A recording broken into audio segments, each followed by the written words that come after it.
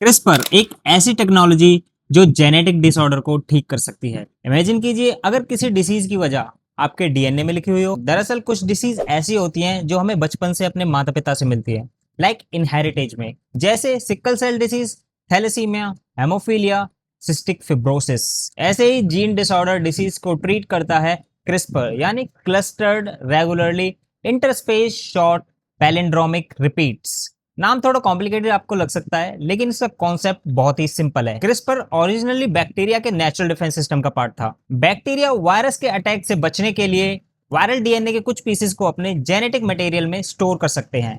बाद में साइंटिस्ट ने डिस्कवर किया कि सिस्टम को मॉडिफाई करके डीएनए के स्पेसिफिक लोकेशन को टारगेट किया जा सकता है, और यहीं से आया famous gene editing tool CRISPR कास9।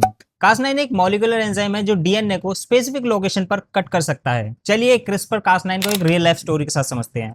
Year 2019 में अमेरिका के विक्टोरिया ग्रे, जो सिक्कल सेल डिसीज से अफेक्टेड थी। सिक्कल सेल डिसीज एक इनहेरिटेड जेनेटिक डिसऑर्डर है।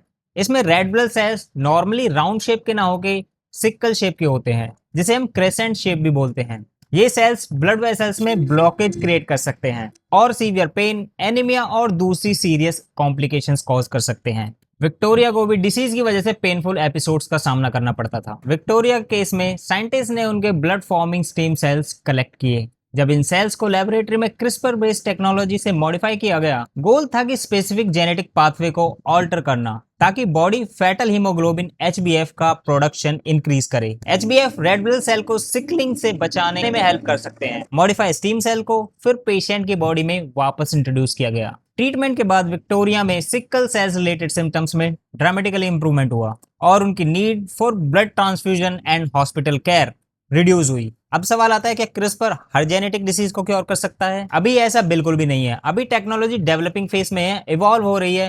हो सकता है आने वाले कुछ सालों में इससे कुछ और जेनेटिक डिसऑर्डर को ट्रीट किया जा सके। अगर ऐसा करने में हम सक्सेसफुल होते हैं तो बहुत सारी ऐसे जेनेटिक डिसऑर्डर हैं जिनको हम ट्रीट कर पाएंगे। ऐसी ही फैसिनेटिंग मेडिकल स्टोरीज के लिए फॉलो करिए द वगेंद्र फार्मेसी को।